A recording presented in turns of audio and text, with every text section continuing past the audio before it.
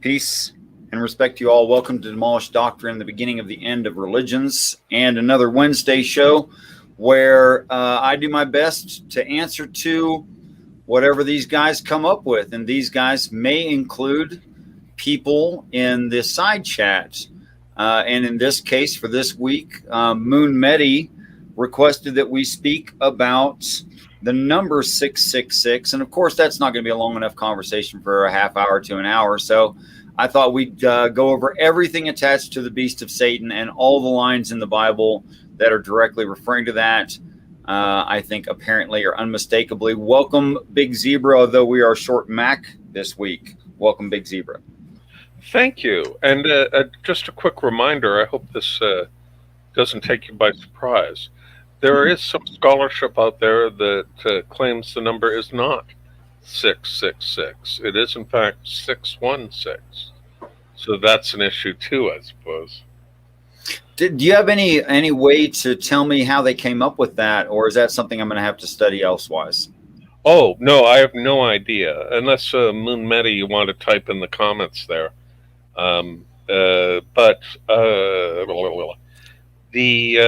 The reference to 666 is in the book of Revelations. Am I right there, Richard? Yes. Okay, so that would be Greek. That would have been originally written in Greek, right? Or maybe Sure. So they would have used a different numbering system than our folks, our Hebrew friends who wrote the Old Testament. For folks who don't know, folks seem to be the word of the day here, that Hebrews did not have a number system separate from their letters, so they used letters to represent numbers. And on that, and but I don't know what the Greeks did. And did they have I mean, they must have developed a numerical system eventually. I'm sure they did have some kind of numbering systems were already popular when the Greeks that we're talking about existed. Yes, because the Romans certainly had Roman numerals by then, and they were all over the place. Sure. That's a bit of a tautology. The Romans had Roman numerals. It sounds like it, but actually it does make sense. I don't know if or if not the Greeks had ideas attached to numbers. I don't know that. And I've seen all kinds of manipulation of individuals' names and titles where through numerical manipulation, they made it equal 666. I don't think that has value. I don't think so. For instance, whenever they say, "Oh, the Pope of the Catholic Church is the beast of Satan," hey, that's fine, but you're going to have to ignore parts of the story telling about the beast of Satan in order to assign that idea value, because he can't come to power. He can't be in a position of power of any kind until Satan is cast down to the earth in the second half of the book of Revelation. So, of course, there are those that think that most or all, or varying degrees, depending on who you talk to and what their idea is, that the book of Revelation has already happened. Or to varying degrees thinks that it's never going to happen, that it's not what that means. Now, I'm a biblical literalist in that I think it's fairy tales telling an underlying truth. And I think that it's all written that way, and it was meant to be that way so that it's not easily understood, and it has to be described eventually by the one who will fully understand it. That would be the hero of the story, or in this case, Jesus Christ, known by other names in other cultures, but just the same. Well, not me. You're saying it's not going to be me who figures this out. And I'd say, are you going to be the Christ or the beast of Satan? Pretty unlikely. I mean, if I just did it statistically, that's a 2 in roughly 8 billion. So I don't think it's going to be me. Plus, I'm really busy at work these days. Right, right. Well, you have to have your priorities in order. If you're going to destroy the planet or save the people of it, you got to have time for that. You can't just be. Maybe one could do both. You could take the people off the planet and then destroy it. Well, actually, that's what the archangels do, but they do it out of Okay. necessity because of the acts of the enemy. But that's going to be a whole nother story. Mm. Okay, so to entertain Moon Medi and anyone else who might show up, and anyone who might watch this in the future, I hope you'll find this interesting. This was requested by Moon Medi in our side chat, and thank you so much for the request. I appreciate your input. So I've compiled some stuff right here. Mm. Tell me, Steve, can you read that? Is that okay to read? Let's that see if I size, can or read it. I can read that. you can read that? Okay. Yes. Did you want me to read it, or what did you want? If you like, that's fine. Until we get into the details, and I actually have to explain some of my theory, that'll work just great. Sure. Just interrupt me when you're ready to go. The beast of Satan. Every reference from within the Bible. Keywords: beast, Satan, beast, field, supper, feast again, and fowl, meat and blood. Actually, that third one is not beast again, but feast. That's an F. Oh, okay. And much of the sacrifice language is talking about this singular event. Listed here are the ones that are most applicable and clear. Right on. Okay, so this language begins in Exodus at the beginning of the Bible in the Old Testament, and you might think, well, gosh, that's Old Testament. How could they possibly have known? I personally believe that what's going on here is we have a singular idea in authorship throughout all of these stories. And in fact, the reason that I can speak so easily about parts of the Bible and when people are being very specific is because I only see there's about 20 stories to know in all of the Bible. And these are all just more detail or different detail from the same story, just repeated again and again and again and again. So I don't find it very challenging to know about 20 baseline stories and everything that falls out of them, if you will. So we start in Exodus 23:29 is the first direct, obvious reference. I think obvious references.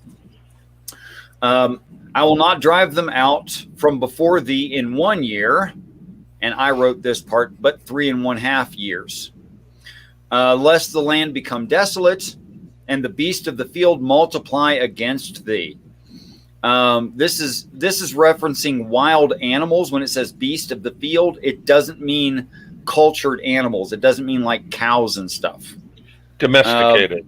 It doesn't mean, right, good word. It doesn't mean domesticated animals. The word field here is the same as wilderness, like a forest or undeveloped land, someplace you're not familiar with. That's the word field right here. So it doesn't mean places where you planted grass and raised cattle. It means something else. How it became field in the English, well, that's another discussion. But by little and little, during those 3.5 years, I will drive them out from before thee until thou be increased and inherit the land.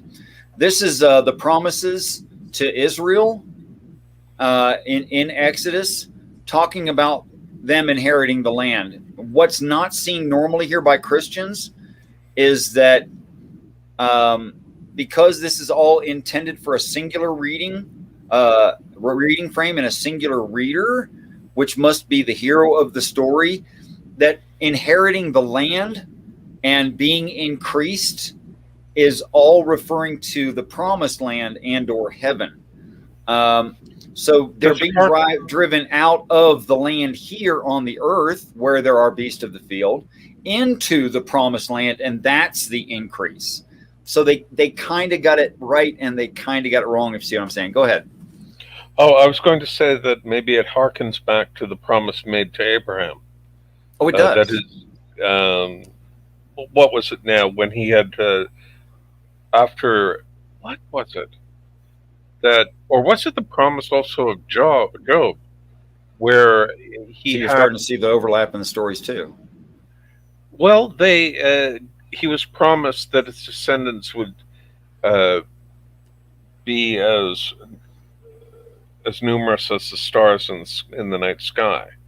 Now Sure. I can't remember if that was Abraham or Job now. Well, actually, that's kind of a problem, and here's why. If I say Abraham, that's an extension of Abram. Yes. And Abram means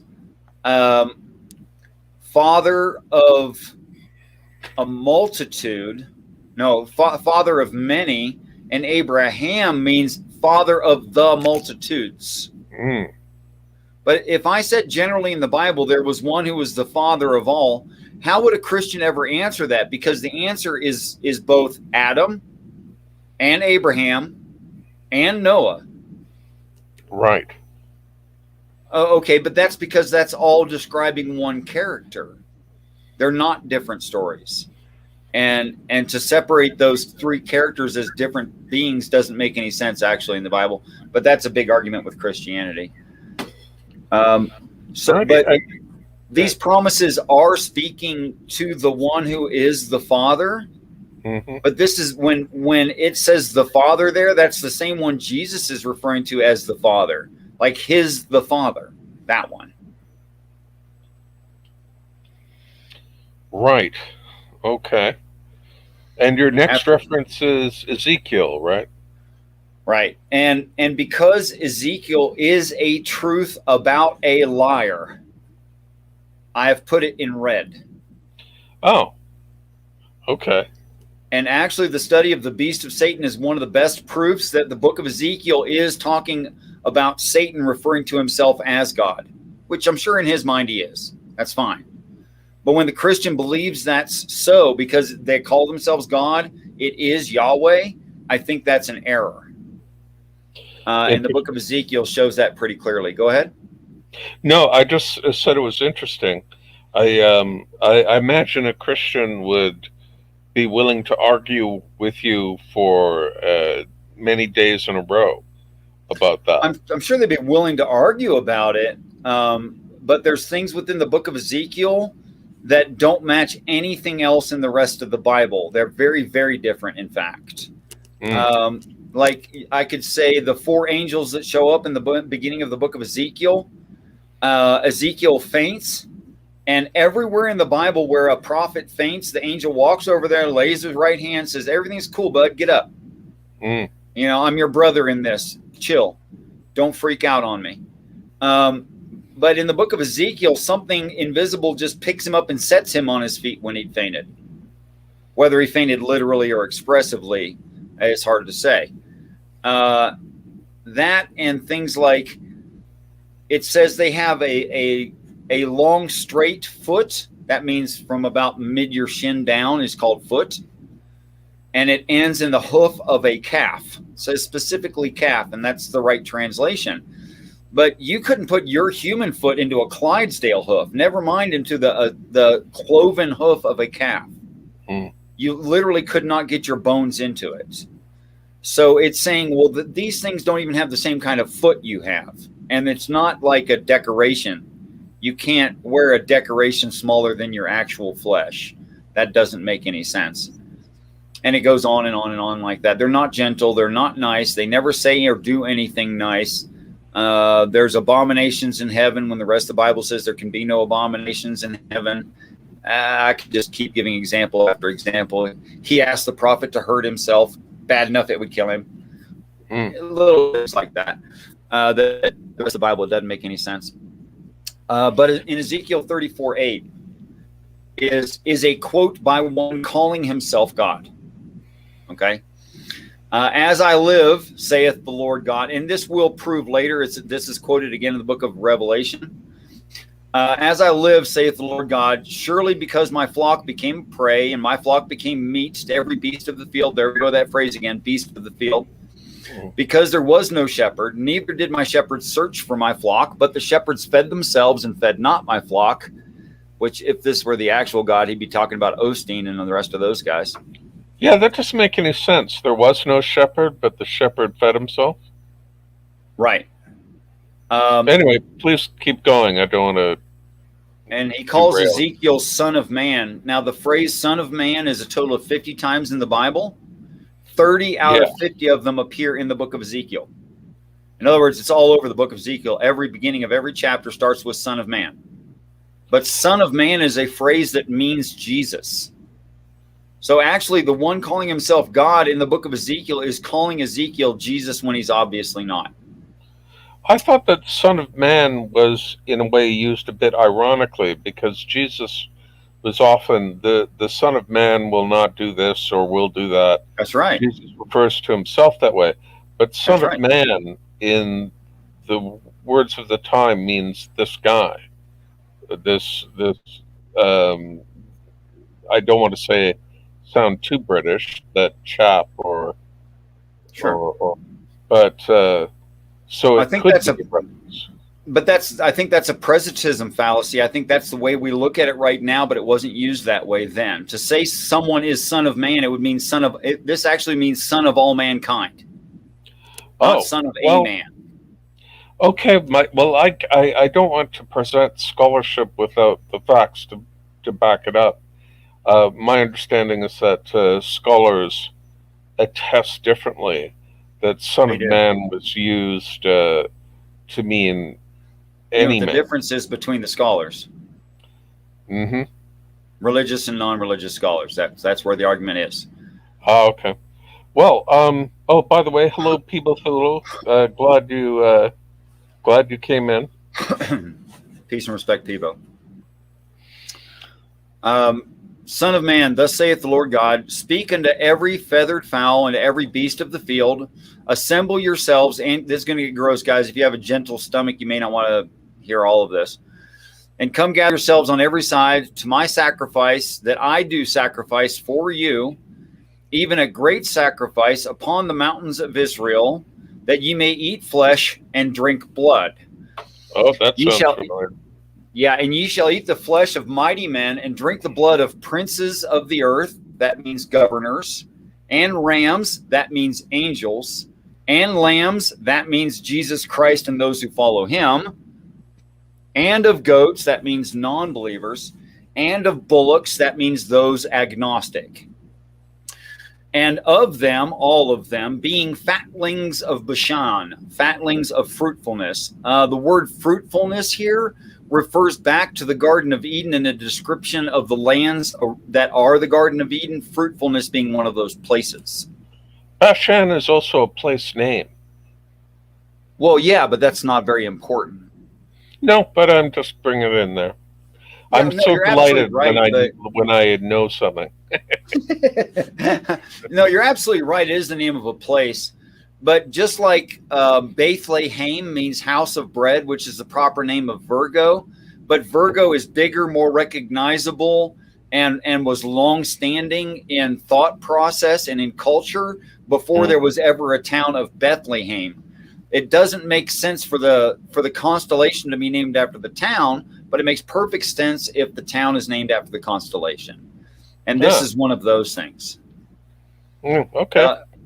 Yeah, I'm sure Bashan's a real place, but it's named after fruitfulness. Yes. You know? Yeah. Okay. So the idea of fruitfulness was already there. Here we go on. This topic doesn't really come up clearly again until 1 Samuel 17:44 and David and Goliath, where David quotes it and Goliath quotes it. Goliath quoting it first. Come to me and I will give the flesh, give thy or your flesh unto the fowls of the air and to the beasts of the field. And David echoes that. This day will Jehovah deliver thee into my hand, and I will smite thee and take thine head from thee. And I will give the carcasses of the host of the Philistines this day to the fowls of the air, to the beasts of the field. That all the earth may know there is a God in Israel. So this is a quote by Goliath, who is thought of as being an evil character in the story, echoed by a good character in the story, if you can dig that. And then not clearly mentioned again until Revelation 13:4. And they worship, and here's the part where it's directly said that Satan says it. And I think there's no arguing with this, and that I think it's clear enough to say that whenever it's referring in the past to this event, it's referring to things that Satan would say or Satan-like things to say. All right. And they worship the dragon, which gave power to the beast, and they worship the beast, saying, who is like unto the beast, who is able to make war with him. That is not respecting love, but respecting power, right? Mm. And he had power to give life unto the image of the beast, and the image of the beast should both speak and cause that as many as would not worship the image of the beast should be killed. And if you read 16, the statue does the killing. 13, 18, here is wisdom. And this is what people are normally referring to when they talk about the 600, 6. Here is wisdom. Let him that hath understanding count the number of the beast, for it is the number of a man, and his number is 600, 6. And we're going to talk about that again. And I saw an angel standing in the sun, and he cried with a loud voice, saying to all the fowls that fly in the midst of heaven or fly in the air, come and gather yourselves together to the great supper, to the supper of the great God, that ye might eat the flesh of kings, the flesh of captains, the flesh of mighty men, the flesh of horses, and them that sit on them, and the flesh of all men, both free and bond, both small and great. The interesting key word here really is horses. And here's why. It's told elsewise, other places in the story, that for the second half of end times, the Lamb will have a white horse, and those following him directly, like meaning the apostles, will be on horseback, and then the army of 144,000 follow them wherever they should go. This is one of the few times where horses are specifically named.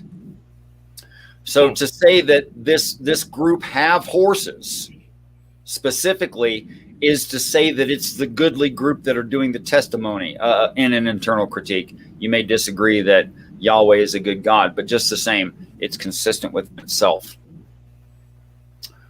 And to make clear, the beast and Satan are two different things, right?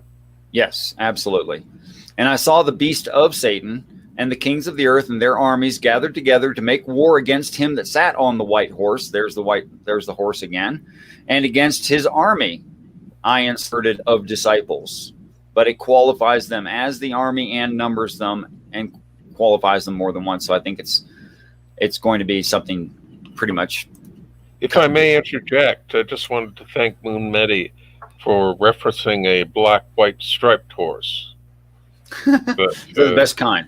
Absolutely. Yeah, thank you. That's what I think. Please continue, Mr. Richard.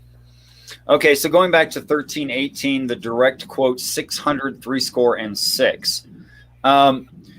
Some scholars think that you could read the number 616.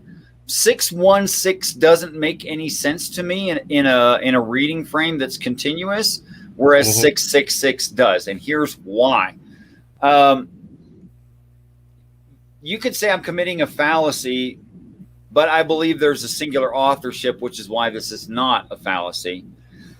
That even if it is in Greek, these numbers, that I should still be able to use a continuous context, saying, well, I need to think about it the numbers the same way that the Hebrew thought about numbers. In which case, there's values like moral values assigned to numbers, and they're not just for math. The number 1 means to the Hebrew people means God or godly. So there should be nothing godly in the number of the beast of Satan. That shouldn't even be there, unless it was enough to form a sentence that defeats it as well, and there isn't. When the number 6 equals not perfected, that is, it's not the number 7, which is perfected. So you have the 7 spirits of God, the 7 trials of Christ, all these 7s. So it makes sense to me that it should be 666. And besides that, 666 makes sense to me. When you first meet somebody, Steve, and say it's a male of the species, I think, well, let me just ask you, What are some of the first questions you ask? Would you give me some of the first questions you'd ask if you were, just being open and honest with somebody and trying to figure out who they are? Well, we usually have a mutual acquaintance, so I would usually ask, how do you know so-and-so? Okay, so that's an example of someone that they know. Yeah. There's also the traditional boring shit where you ask someone what they do for a living. Or I am famous for being obviously clumsy at making small talk.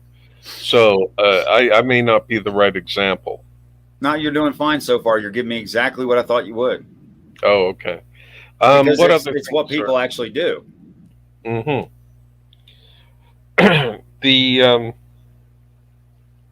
What else is there? I don't know. I don't think about it. When I was younger, I was very nervous in social settings, and now I'm not, which is a great relief that comes with age. Certainly does. But, yes.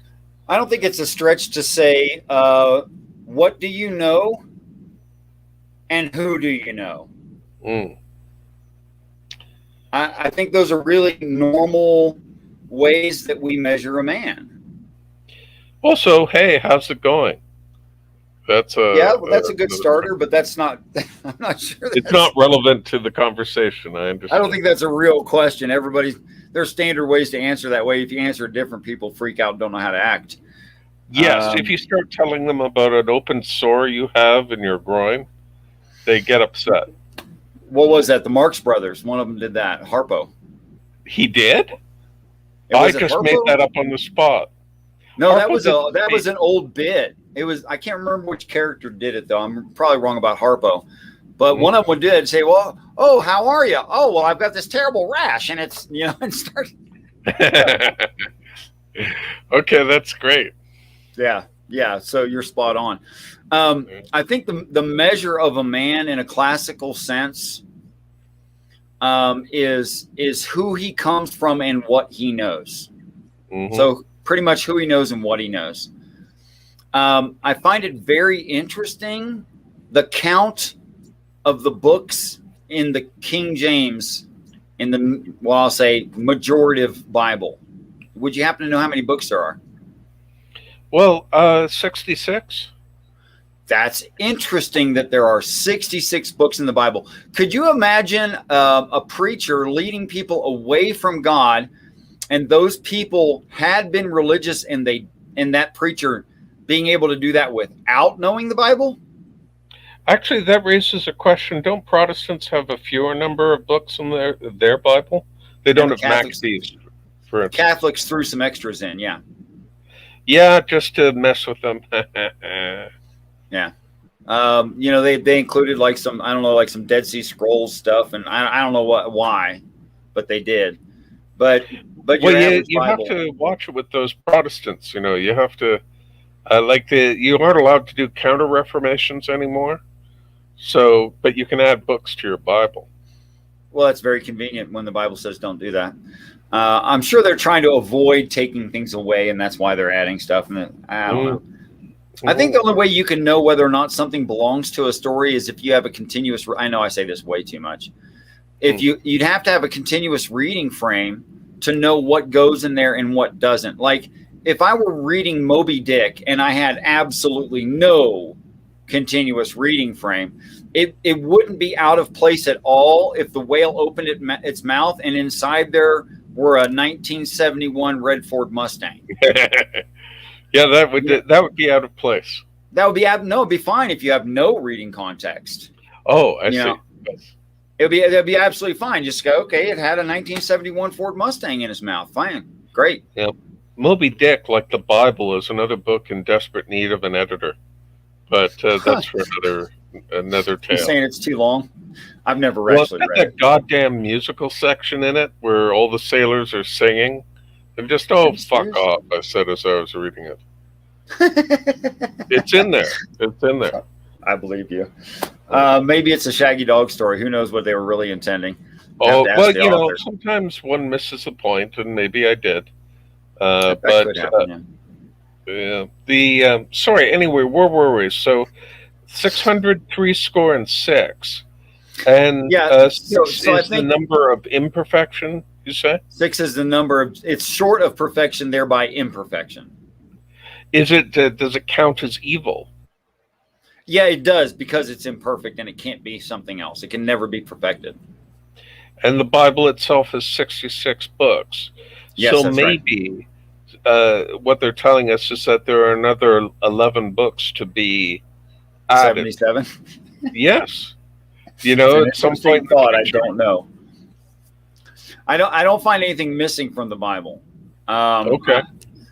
I like, I don't know, if you're reading of Goldilocks and the Three Bears, Mm-hmm. and she popped out of existence, in the second event in the House of the Bears, and just popped up somewhere safe, you'd go, "What the hell just happened?" Like, you'd notice. Mm.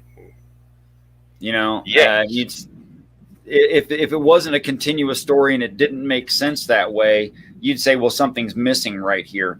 When I read the Bible, I don't find there's a chunk missing. Now, are there different details in different stories and different points of view looking at the same object? Well, yeah, but that's fine. It doesn't really add or take away from anything for me. But technically, you could add stuff to the end of the Bible. The future adventures of so and so. Well, actually, there's something that says something will be added. Oh, okay. The apostles are asking of the hero and say, "Hey, that's a really cool parable. You want to tell us what it is?" And he says, "Well, I speak in parables, so they don't understand, but I take time to explain these things to you." And they said, "Well, you want to explain everything to us?" And he goes, "You're not ready for that." And then the story ends. All right. So, is there anything that can be gleaned from, aside from imperfection and evil? We have here that the number of the beast for it is the number of a man, and his Right. number is 603 score and six. Well, Right. the number of a man. So, but on the other hand, we've been told before that mankind will be cursed with the number of the beast, as if we're going to have to wear it or something. Oh, you want to talk about the curse? Maybe. Well, I don't know. Well, it's okay. I think I've wrapped this up. My personal feelings about this and what I think is a continuous reading frame requires that the beast of Satan he's not famous at all in any way, but is empowered when he meets his father of lies, Satan, and realizes that that's been his God the whole time, that he hasn't been following the actual God, that he's been a really religious dude. And he knows the Bible real well, or he wouldn't be able to use it to lead people astray. And that's why the 66 is, family and knowledge, whether it's the first six set first two numbers or set second two numbers. I mean, second and third. Now, I don't know, and it doesn't really matter. But I think he's going to come from one of six kids, and he's going to know the books of the Bible, the 66 books of the King James style Bible, really well. It is the most popular Bible by quite a bit. Is it possible they're making a reference, the sixth son of a sixth son of a sixth son? Because I've heard references of the seventh son of the seventh son of the seventh son. That's in the Bible somewhere, I think. Does that ring a bell? The seventh son? Yes, that not to say that person would be the Messiah, but would be blessed somehow, or destined for something great. I don't know. Let me do a survey. SEVENTH-SON, seventh son in the Bible. Mm-hmm. Occurs 29 times in 11 verses, those two words together.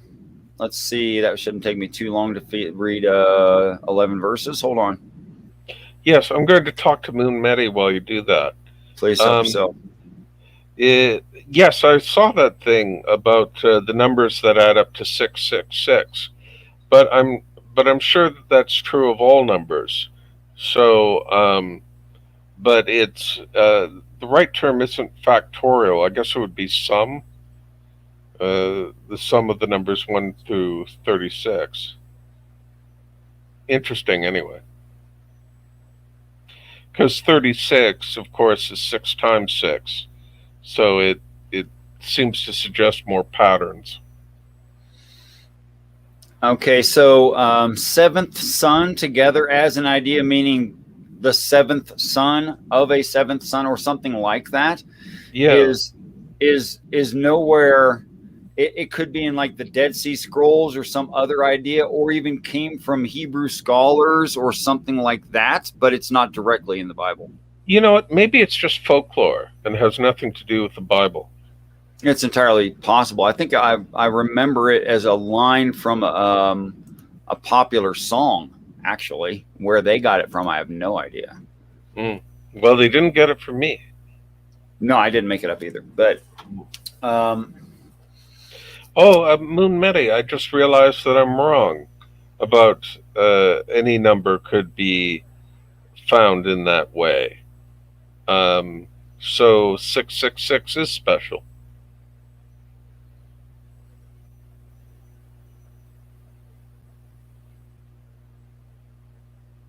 Anyway, back to you, Richard.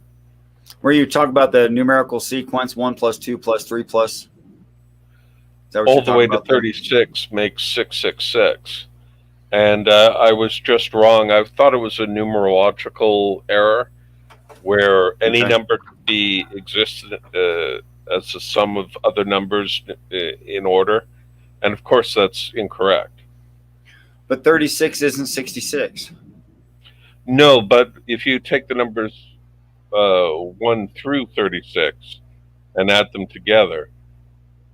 Yeah, but I'm saying even this one doesn't fall under that rule because it didn't get to 66 to add up to 666. No, it gets 36 to isn't in. 36. What's that? No, sorry, I may have screwed this up. I did say that 36 is, of course, 6 times 6. But strictly speaking, if you take all the numbers from 1 to 36 and add them together, you I get get that. 666. Yeah.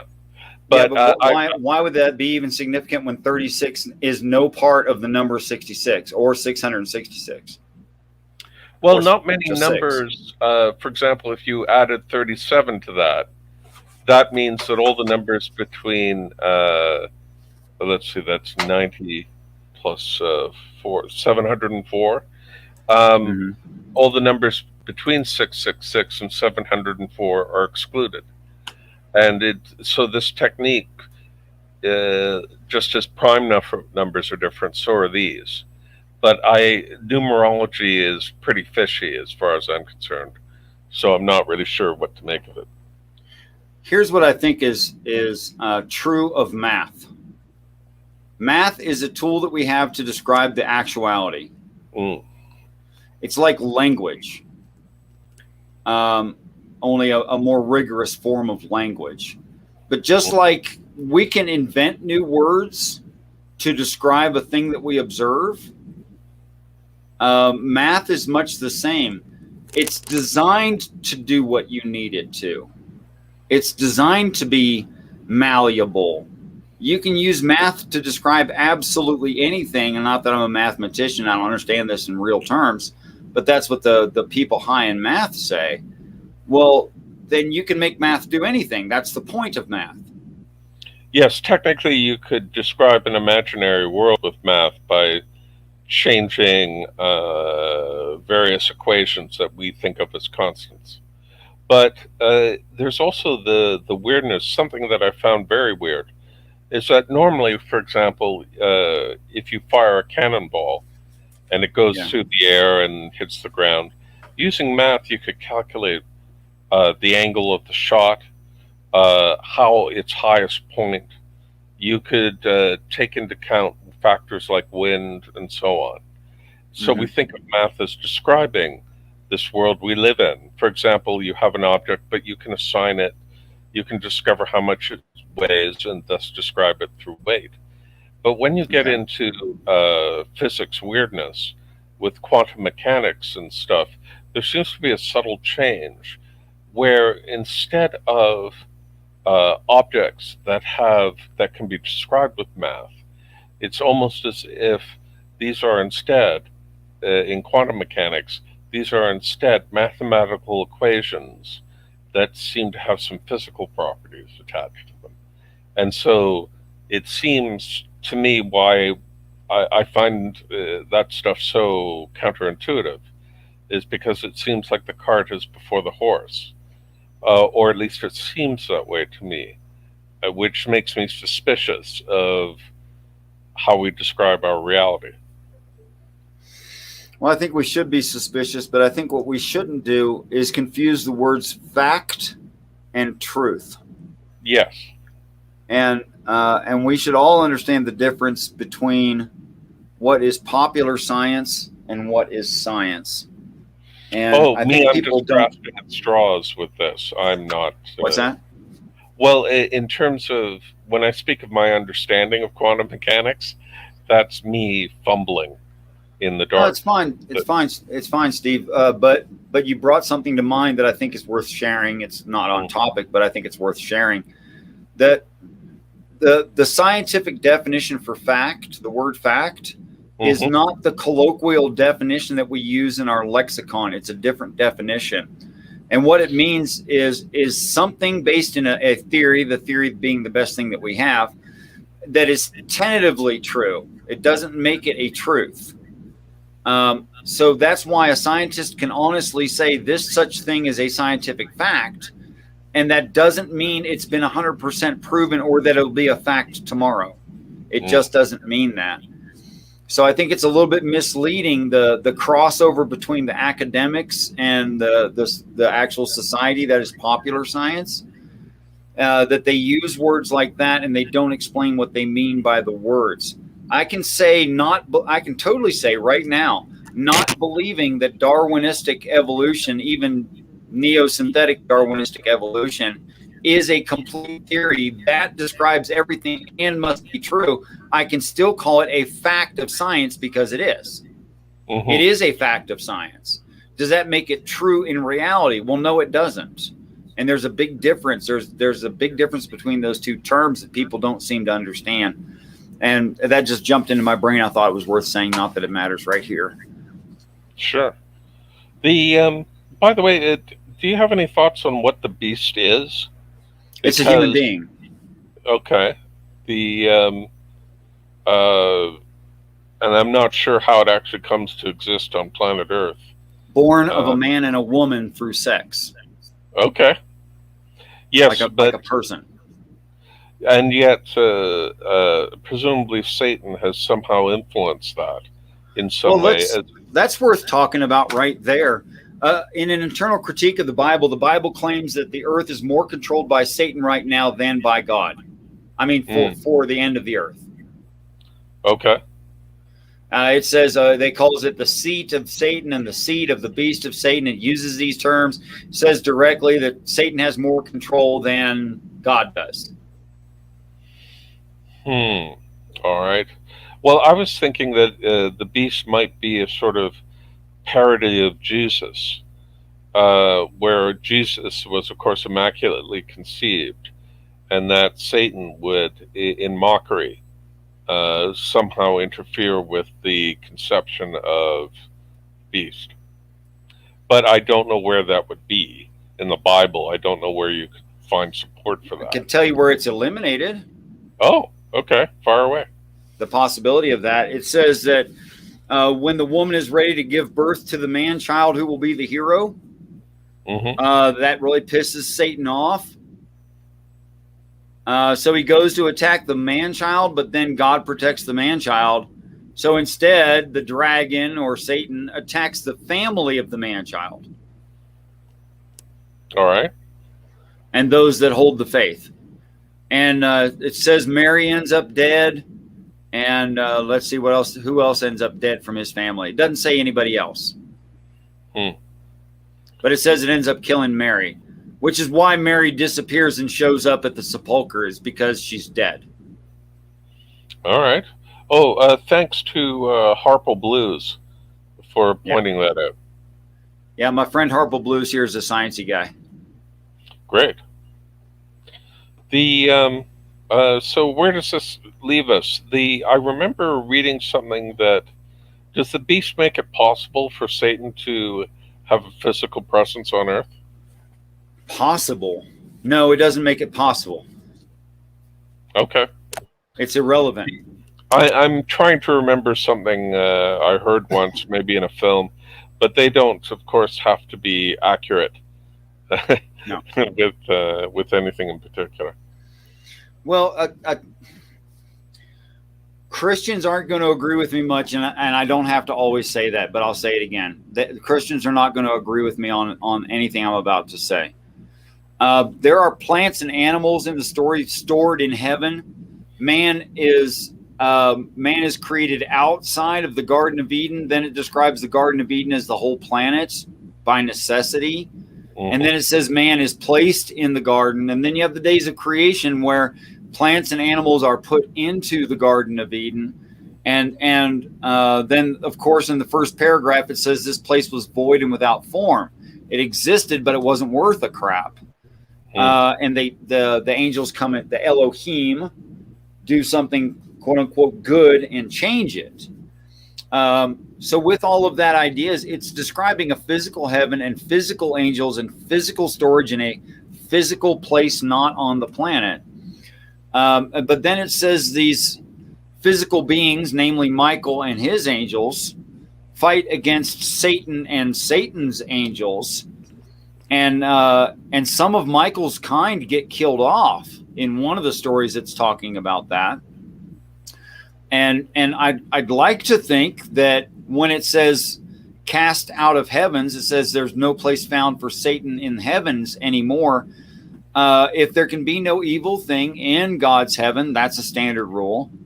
And Satan is cast out of the heavens, that's a line. Then that heavens there has to be lowercase sky or space. So he's talking about, and it's talking about it that way. He's cast, no more is a place found for him in the heavens, and he's cast down to the earth. Well, that makes sense if he's an oxygen breather. Where else is he going to go? His spaceships are damaged. He's got to go land. So, of course, there's fire falling from the sky, and he knows his time is short. That's because his craft just got disabled, and he knows that the angels are going to burn up the planet. That means he's going to get burned up with it. He knows that. He introduces himself to the beast of Satan in person, and this is when the beast of Satan would have to say, "Oh, I get it. Like you are my God, not this Jehovah guy." And that's when he would have to become a sellout. But that too is of his own free will.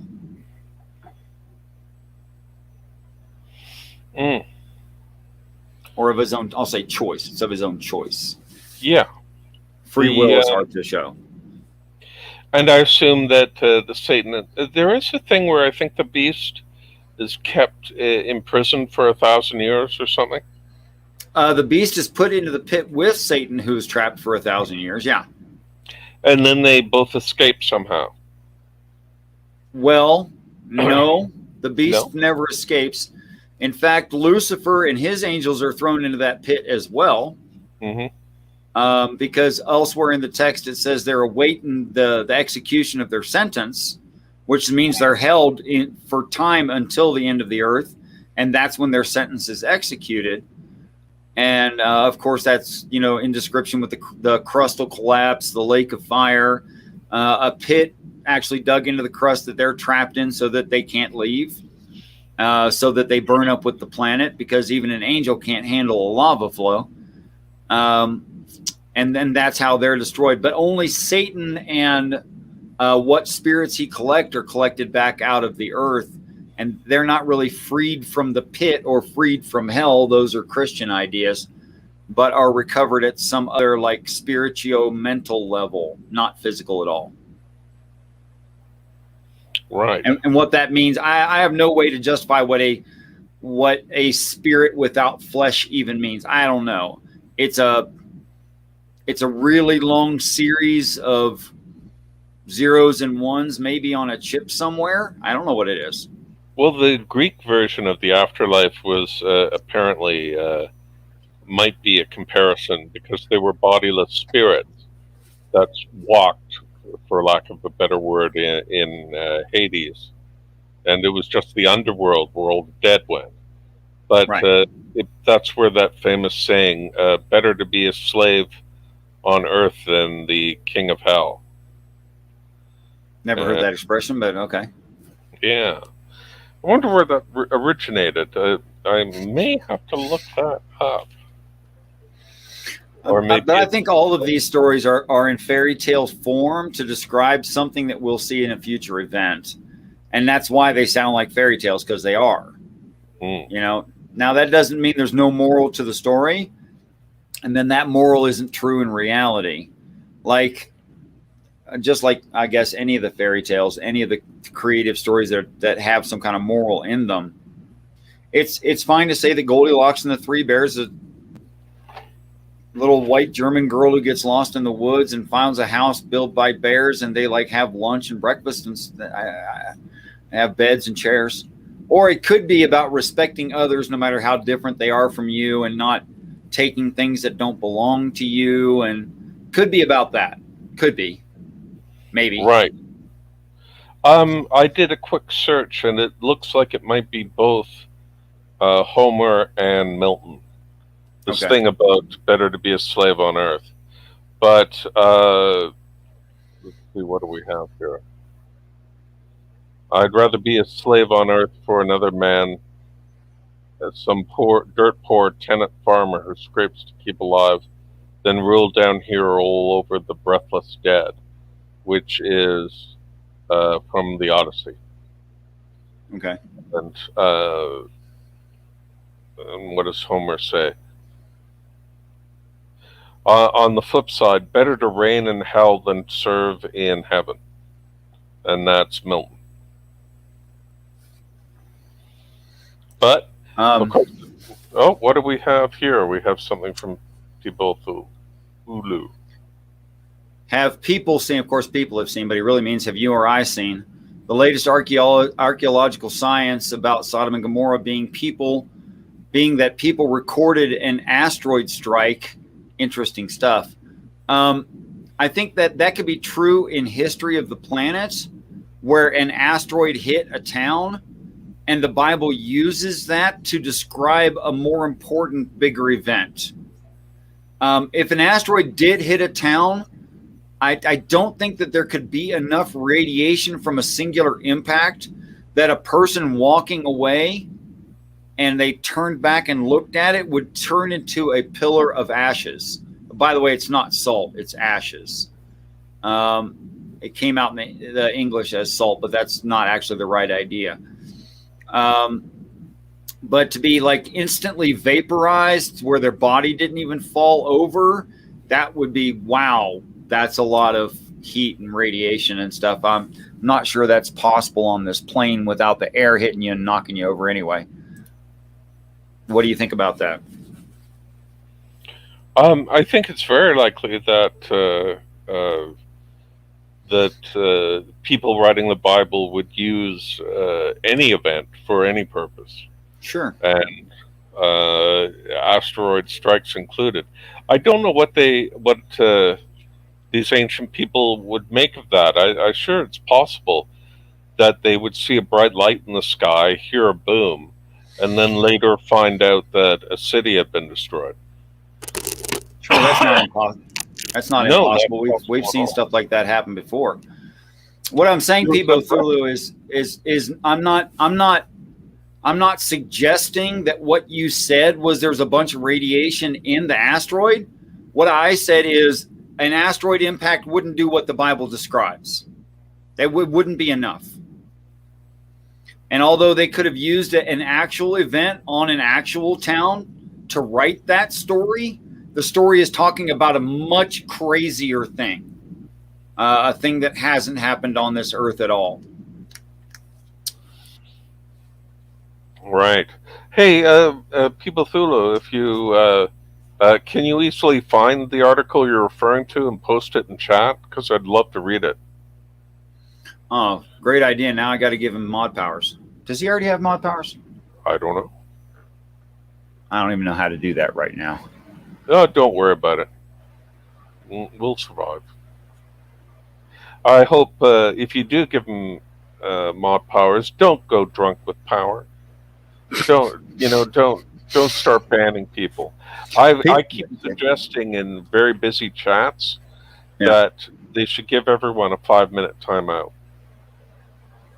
Just everyone, yeah. Yes, just for the hell of it. But no one takes me up on my idea. I have to apologize to all of you inside chat, any of you who might watch this in the future, and Mac and Steve, because I went ahead and banned I can't talk about anything but politics, Jesus is Lord, from this channel. Oh, okay. I'm sorry to hear that, but he also he won't talk about the topic. Oh no. They do as they please, I think, and sometimes you have to ban people like that. Well, I'm here to talk about the Bible and people's brains and what makes sense in reality, and my view of this being what is the whole Bible being fairy tale using animism to describe future events, and it can't be something else. That's what I'm here to talk about. Right. Well, if I remember right, is this Jesus is Lord, who I think is also rebuke and refute or something like that? Yeah. Rebuke and reprove, yeah. Yes, rebuke and reprove. Well, that's a line from the Bible. That's why I know it has to be that. Right. There's also one thing I learned from fundamentalists is that they have a term for people who complain at length that other people aren't doing Christianity right, and they call them fruit inspectors. What? Which, because of you see there's a line in the New Testament, by their fruits you shall know them. Yeah, okay. And so people who complain about other Christians are called fruit inspectors. And which I thought was hilarious. Yeah, I think it's fantastic. Because that's a real job. I guess it could be, yes. I wouldn't want that job, inspecting fruit all day. But, can you imagine trying to find out if a pear is actually the right width or not? I think they're just looking for cocaine hidden in it and stuff like that. Oh, well, every time you spiders, find cocaine, diseases, foreign animals you don't want in your country, stuff like that. Yes, and big fat caterpillars, as delicious as they may be. Or hides the scary black tarantula, which apparently is true in banana groves. I don't know. Apparently. By the way, I did a little looking for numbers in the Greek New Testament. Right. And they apparently also, didn't use Arabic numerals, but they did, here, I'll show it to you. Please do. I'll put it in our private chat. Oh boy, you're gonna make it hard on me. Okay. Let's see. And private chat, come on. My mouse is dying on me. And so's my laptop. There it is. Okay, let me get that up there. Okay, and this is Kion, which means Greek, I think. Yeah, I think they pronounce it Koine Greek, but I am not the. Let me see if I can put that in there in regular chat. There we go.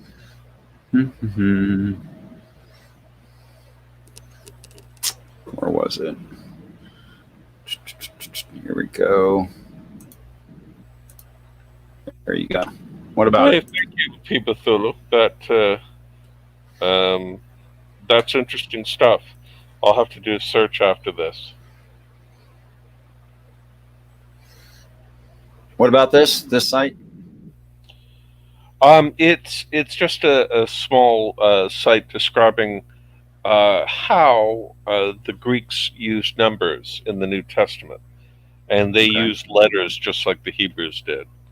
instead of having a separate system of Arabic numerals, which apparently is a misnomer, right? Because Arabs got the numbering system from India.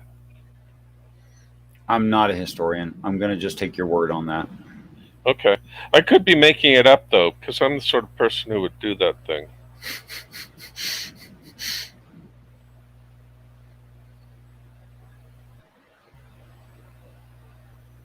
Okay, I'm going to have to look at this later. This is pretty technical, actually.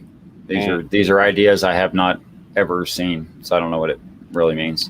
Me neither. It's first, of course, that which makes it a little bit suspect if you only have one source.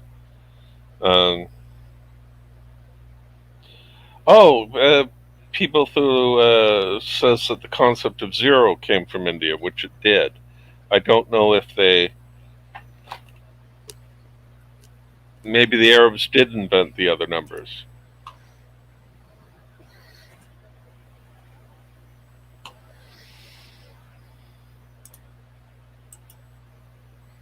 And just for everyone else, I'm going to put that in the public comment chat. Oh, I already have. I didn't know. I didn't remember if you had mod powers or not. Okay, fine. Cool. Thanks. Never mind that. All right, let's wrap this thing up. All right, far away, Richard. Take us home. Okay, so from what I can tell, and what I can tell is the most continuous reading frame I've heard of, you end up with the beast of Satan being an actual human being who's just, oh, I never did say that. Oh my gosh, we got sidetracked. Go over time, Richard. How does God influence the earth? Prayer. How would Satan influence the earth also not being here? Prayer.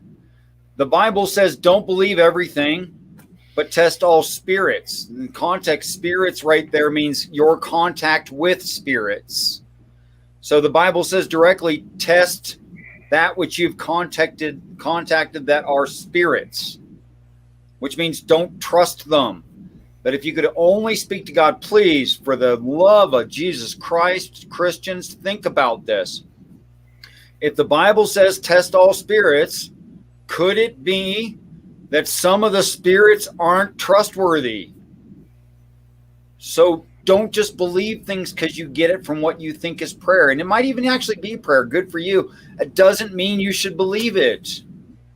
Maybe you're believing horrible things from Satan and you think it's God because it claims to be God, just like the book of Ezekiel. So in that mindset, it's prayer, good or evil as well. And that apparently the beast of Satan in prayer, in his zeal and love for at least the idea of God, but being a respecter of power over love, has assigned himself value to the wrong God. So he's just a person who prayed a lot and got really into it and ended up on the wrong path and started paying attention to the wrong beings and started ignoring the right beings.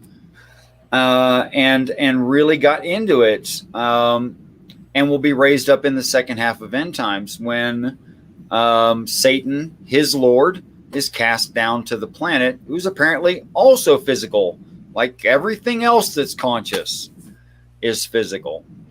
And that was the wrap up of that idea. Anything on that? Not for me. Okay. And thank you, Richard. I really enjoyed tonight. You as well. Thank you. And thank you especially to Moon Medi for the idea. And hey, why not keep doing that? Whenever you guys come up with something you'd like reviewed, I consider it a privilege always to address your individual brain, because your brain is not my brain. And I can't make my brain do what yours needs. But you can. You can. If I say something that doesn't make sense to you, or perhaps, I don't know, it just sounds stupid to you for whatever reason, try to give me the chance to redeem myself and explain it to you. It's entirely possible. In fact, it's more likely not that I'm crazy saying things that don't make sense, but I'm saying them in a way that makes sense to my specific brain, which is not yours. So allow me that privilege and that opportunity to to try to answer to you personally and say it the way that you need it said, which I don't know what that is right now until you clarify what you need. Oh my gosh, that kind of sounds cultish. It's right, even if you don't think it's right. And let me get another chance to convince you it's right. It's not exactly what I mean. You know, it's just that we all have different brains and we need things different, explained different ways. By the way, if you find me committing logical fallacies, point it out. I'd love to be better at this. If you find me being inconsistent within my view, point that out to me. I'd love to hear about that. I don't think it's possible that I'm going to be inconsistent in my view because I didn't make this up, and yet it makes sense. Last thoughts, Steve. Thank you. I have nothing more to add other than that I enjoyed it. So I will bid you all good night and leave the further goodbyes to Richard. Check out the comedy at bigzebra.com, guys. Give him a watch. And, you know, maybe it's not your brand of humor, but maybe it is. So check him out and write him a note. Tell him what you think about that crazy stuff. Okay? Hey, thank you. Thank you. All right, guys. Till next time, thank you, People of Thulu and Harple Blues, Moon Medi, and Mac, who dropped by at first and couldn't hang around much. And who did I forget? Looks like I didn't forget anybody. Until next time, guys, I want you all to know that I truly do look forward to the day we're all great friends. Peace.